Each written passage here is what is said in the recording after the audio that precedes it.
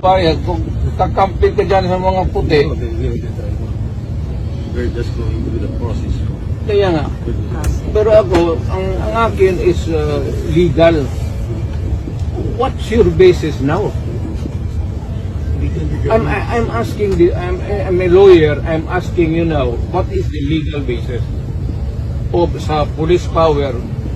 Anong basis ninyo to take me into custody? Wala. So I have to resist and have to go back to these idiots and tell them, and I will go to them after I have washed. Ako ang magpupunta sa kanila. Walang basis at di magkakaanohan tayo dito.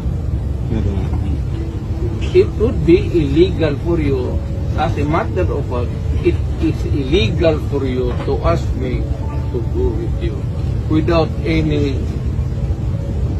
papel lang ito.